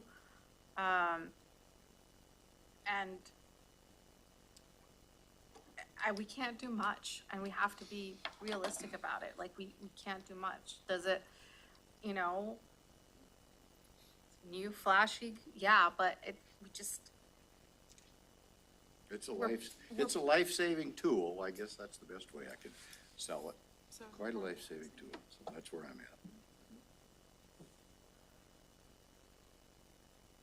Well, we've got a few more days if you want to think about it, but I'm abstaining, so you're there you go. abstaining. So I got 2 2-2. yes, 2 no, and 1 not weighing in. I don't have an So opinion I got about no whether we should guidance. hear from the vendor. Well, one thing about it, Commissioner Fournier, I guess I'll ask the board, can I start bringing my vendors in? Because I get, it. I can fill up the board's work sessions with vendors if that's the direction the board wants to go in. I have vendors reaching out to me quite a lot, especially when I go to NACO and I come back. Oh, they are requesting meetings with the board all the time. So I can fill this up with new and flashy Yeah. all throughout. Like, if that's the direction we want to go in, then I'm gonna sign up on Vendor that. for the all-electric police cars, because I've seen that at NACO. and Yeah, I'll bring him there. it's absolutely, technology's there, we just need to invest in it. I don't understand, like. I mean, actually, I I'll tried trade mine. you. I tried mine. I'll trade you. Let's have that. Helicopter for electric Yeah, cars? no. We'll have your vendor, because I'd like to see that myself. And then you can, so we got an even trade here, so we got 3 votes. I'm ready. They always bring swag. I'm all for vendors. Get some new keychains. All right, this sounds like a Wednesday decision, Robert. Okay. I don't think we've come to a Bring conclusion. it back on Wednesday, thank you. They sound like executive functions, really. If. Just saying. If it were left to the managers, I would be advising Leonard to just say no to the vendor. And not only, because I have concerns about the fiscal status of what we can afford, but also because it opens the door to every other office and department that wants something. And your entire, we could fill your work sessions for the next 2 years with vendors that want to sell us stuff. Well, I don't want to say we could never entertain that kind of thing, but there should, like, maybe there's a better way to vet it and like, and it's not just a, hey, I want to put my vendor on, but like, there's an executive aspect to it. that- I agree with that, and we have had vendors come in the past at a point where the board was ready to hear from them. Yeah. Yeah. Which is why I'm asking, are you ready to hear? Are you ready to go down a policy path where you need to know more about this option? Or do you want staff to vet it further? Like you're saying, the executive side, Which is the process. we that get involved, we have the questions. I don't know what, if the Right. sheriff is requesting this, or, We don't have enough information Staff to has say, heard yes, we love nothing about helicopters, or it. no, we hate helicopters. We don't know. Which is why you might want to start the conversation with the sheriff and not the vendor in the room, like the flock. and with the sheriff, make the handover to say, great, this sounds like something we want more information on. Leonard, can you meet with the sheriff and get a lot of details, meet with the vendor and come back and let us know? Yeah. And then we Right. can provide a staff report to you. Because That there's been sounds reasonable. no staff work done on the helicopter. And The sheriff wants to bring the guy. I will point out that this particular business is owner is a longtime resident here in Thurston County, pays a lot of taxes right here in the county. He's not coming in from Los Angeles or San Bernardino or anywhere. Not Thursday. As long as it's not Kansas City. Yeah. As long as it's not Kansas City, that's right. Well, as we, and I wanted to say, as we told Rob with his experience in Kitsap, don't ever be afraid to say, this is how they did it in San Bernardino, because I like to learn from I other do too. places. I and like to hear how about you do that. stuff. I know some people are like gun shy, like, yo, they're not gonna wanna hear about that. I always wanna hear that Me too. kind of stuff. Me too. Appreciate the And open. you have other, and probably you know what your surrounding counties down there were doing too as well. So you have like a whole other sort of, set of data points for us to kind of chew on some of these random things. I hate to reinvent the wheel. Yeah, exactly. I just like to kind of hear how it goes in other places on things that translate. Okay, 4:32. Should we, Okay? everybody good to call it? Okay, we're adjourned. Thank you, sir.